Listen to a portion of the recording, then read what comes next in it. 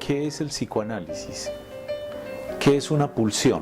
I started my professional activity as a neurologist. Sur le mot d'esprit, qu'est-ce qu'il dit d'autre? My name Sigmund Freud. De Jacques Alain Miller llamado Los signos del goce, Silet. Comme ça, parenthèse, comme ça. Cuando los seres humanos son despertados comparten el mismo mundo, pero que cuando duermen cada uno tiene el suyo.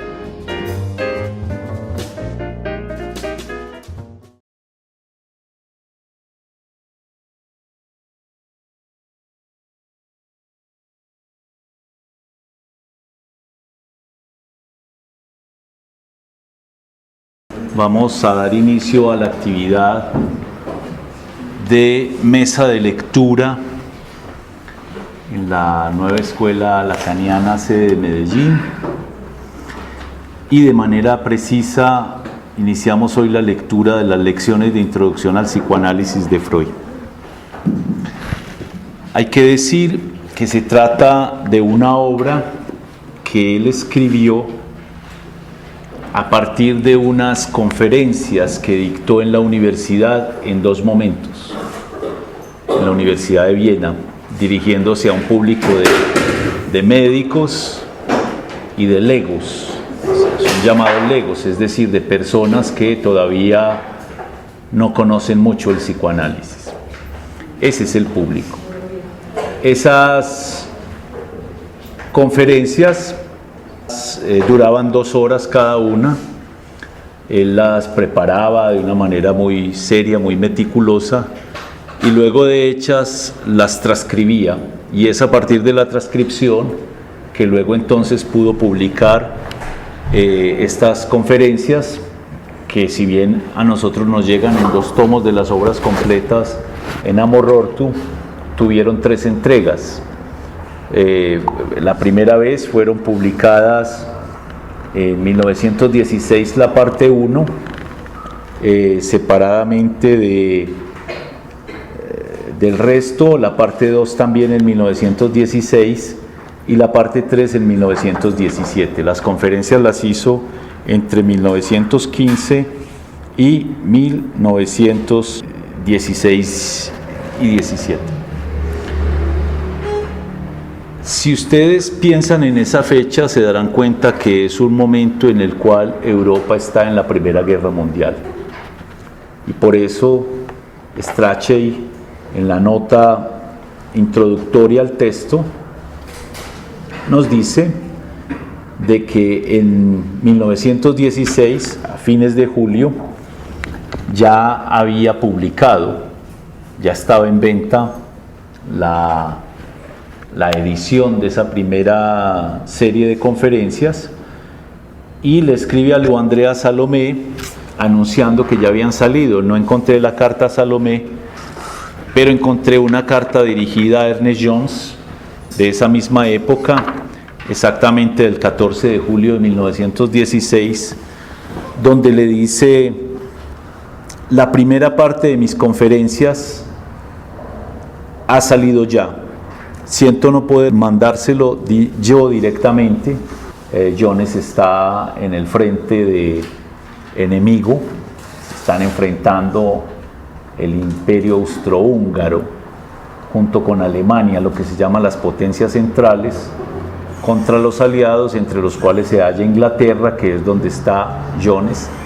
Y por supuesto no había correspondencia directa entre Viena, entre Austria e Inglaterra, entonces tenía que ser que se lo enviara a otro que estuviese en otro país, en Suiza por ejemplo, y de Suiza sí enviarlo allá. Por eso dice que no puede enviarlo directamente. Y dice enseguida: mis 2 hijos están aún en la guerra, por el momento con buena salud, uno en el norte, el otro en el sur.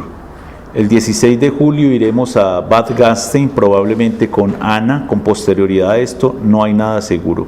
Y dice otras cosas. Bueno, entonces es en un contexto muy particular. Incluso aconseja Strachey una pequeña referencia que hay en el tomo 2 de la biografía que hace Jones de Freud después, donde voy a seleccionar 2 o 3 párrafos para armar ese contexto. En todo caso, sabemos que este libro tuvo la circulación más vasta que cualquier otra obra de Freud, es entonces la más conocida. Y en ese sentido podemos decir que estamos entrando por lo más conocido, por la puerta, digamos, donde podríamos decir nos conduce al camino real del psicoanálisis, y que además, como decíamos, fue el producto de un trabajo de Freud a quien le llegó tarde el título de profesor, la autorización para ser profesor universitario, y es precisamente durante la guerra que hay el espacio y lo invitan a hacer las conferencias. Él ya había hecho otras, pero es en estas que él se ocupa de hacer la transcripción y de hacer, digamos, el establecimiento de este texto. Es el año académico entonces de la Universidad de Viena, que se dividía en 2 partes, un semestre de invierno de octubre a marzo y uno en verano de abril a julio, y estas fueron dictadas en esos 2 periodos sucesivos durante la Primera Guerra Mundial, el 15 y el 16 y el 16 y el 17. Y nos dice allí que el segundo tomo de la biografía de Jones podrá encontrarse una descripción completa de las circunstancias. Y en efecto, en ese segundo tomo hay un capítulo 23 que se llama Los años de guerra, donde habla un poco de Freud durante la Primera Guerra Mundial. Todo el mundo sabe que el 28 de junio de 1914 se sintió sobresaltado el mundo, dice Jones, por la noticia de que el heredero del trono, el archiduque Francisco Fernando, había sido asesinado por un bosnio en Sarajevo.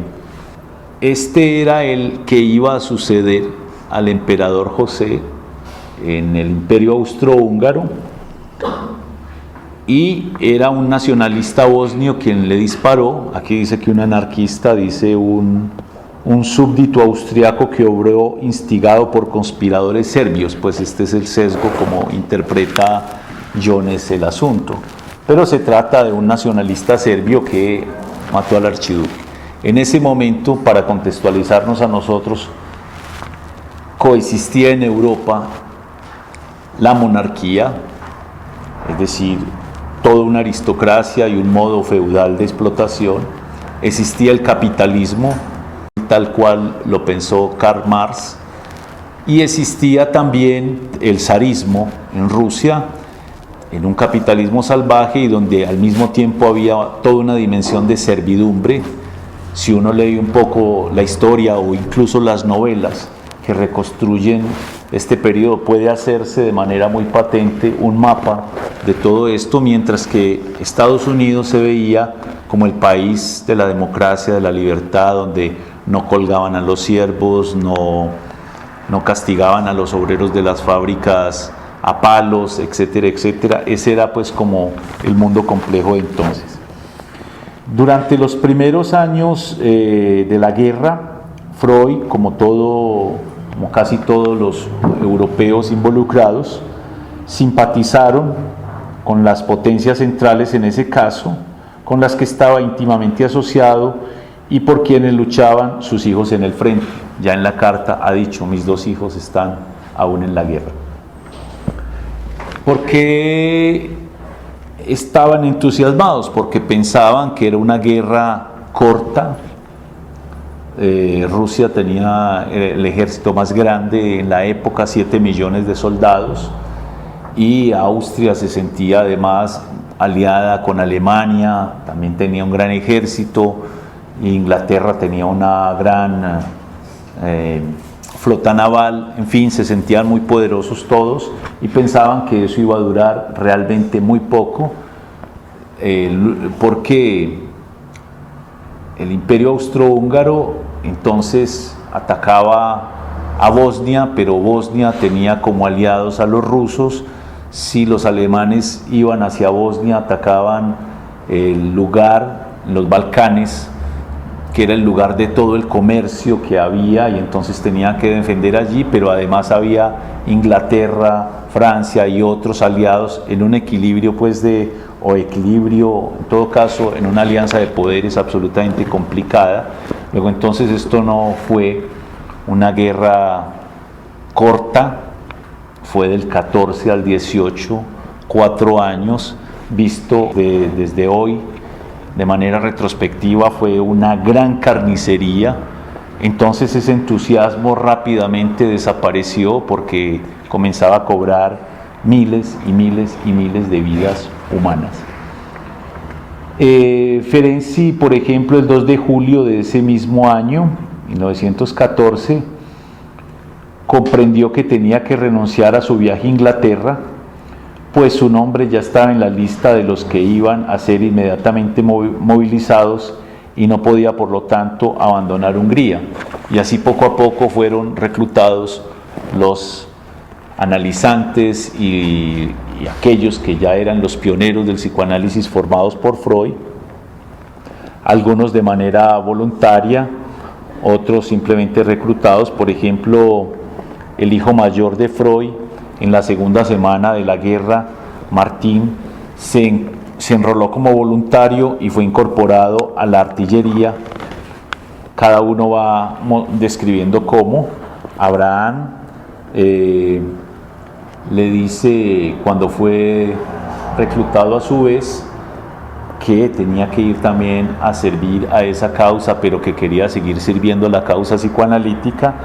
Y Freud, que tenía 58 años, estaba en edad de ser combatiente, todo el tiempo estuvo en comunicación con ellos por carta en los distintos frentes, les enviaba los manuscritos del uno al otro, los propios, y se los hacían circular, y cartas donde los sostenía no solamente a nivel científico, sino a nivel personal, porque además muchos de ellos eran sus pacientes. Lo que nos pinta Jones en este momento es que, por ejemplo, dice, el último día del mes llegó Ferenczi a Viena para analizarse con Freud, pero por desgracia el análisis tuvo que ser interrumpido al cabo de 3 semanas por haber sido convocado a las filas, así poco a poco. Ese es el panorama. Al punto que en octubre llegó la magnífica noticia, entre comillas, de la caída de Amberes, pero para entonces Freud ya había recomenzado la labor en su consultorio, solo con 2 pacientes húngaros, los 2, y al mes siguiente quedó con uno solo y después con ninguno. Algunos de estos que venían ya no podían pagar con dinero, sino que incluso tenían que pagar era con provisiones, porque Freud además era un judío patriarca del cual dependía mucho su familia, era el que tenía el dinero para financiar una cosa y la otra, y él se sentía responsable de alimentar a toda su familia, que no era solamente su esposa, sino sus cuñadas, su suegra, sus sobrinos, sus nietos, bueno, muchísima gente. Ese es pues como el contexto. Ya él entra en detalles personales, pues, sobre los cuales no es necesario venir. El que quiera se lee el capítulo 23 del segundo tomo de la biografía de Freud. Es una biografía que hay que decir, hay que leer con pinzas, porque no era historiador Jones, sino que era un alumno, y en muchos pasajes, más que una biografía, es una geografía, pintando a Freud como un héroe intelectual que desde chiquito era psicoanalista y estaba destinado a transformar el mundo. Les recomiendo, sí, de todas maneras, que si ese es el sesgo por el cual quieren introducirse a la biografía, lean además la de Peter Gay, que es un historiador, ese sí es un historiador, y contrasten con otras. Ellenberg, por ejemplo, que hizo una sobre la psicología, donde piensa el psicoanálisis como una psicología dinámica, pero también de la psiquiatría, es decir, cruzar las fuentes. Nos dice además que Freud, en una de esas cartas de la época, le anunció a Jones Estoy empeñado ahora en reunir una especie de síntesis, todo aquello que aún puedo dar a nuestra ciencia, y ciertamente he obtenido ya una buena cosecha de ideas nuevas en el 14. Esa síntesis es la que él hace enseguida, en 1915, 16 y 17, en las conferencias, pero mientras tanto escribió la metapsicología, es decir, todos los ensayos sobre el inconsciente, pulsiones y destinos de pulsión, duelo y melancolía, la represión, las síntesis sobre la neurosis de transferencia y otra serie de textos, algunos de ellos se perdieron. Hizo pequeños trabajos como la explicación del psicoanálisis en el peritazgo forense. No dejó de escribir, pero se refería de manera irónica a este tiempo diciendo: siempre quise tener un tiempo para mí para poder sentarme a escribir esto, pero irónicamente el tiempo en que me toca hacer este ejercicio es precisamente el tiempo de la guerra, donde no solamente estaba la preocupación por sus hijos, por sus analizantes, por su patria misma, porque él estaba bien identificado, pues por lo menos con su idioma, siendo judío, con su idioma y con el sistema donde él ocupaba un lugar de un pequeño burgués intelectual judío, pero donde realmente vivía en un tiempo mejor en relación a pasados. Todavía no estaba ni siquiera en la imaginación de nadie lo que iba a pasar en la Segunda Guerra Mundial. Entonces él escribía así, pero como tampoco había mucha leña ni proveedores de leña y todo escaseaba, era envuelto en cobijas, tiritando de frío y escribiendo estas conferencias y lo otro. No hay que idealizar eso, porque además hubo millones de personas que murieron en las trincheras y muchos otros pasaron las mismas dificultades o peores, pero esto nos da un contexto de la persona. Él dice, sí, que en 1915 pues entonces publicó estas conferencias, nos dice Jones, en cuanto a la pérdida ya de una vida muy próxima, fue que Rosa, la hermana favorita de Freud, perdió a su único hijo, Hermann Graf, que era un joven de 20 años y fue muerto en el frente italiano durante el verano. Fue la única pérdida que experimentó la familia en la guerra, a pesar de muchas y azarosas aventuras y dificultades de los dos hijos que habían participado en la lucha y que volvieron pues sanos y salvos. No fue el caso de muchos otros. Hay más detalles, pero no voy a detenerme en ello.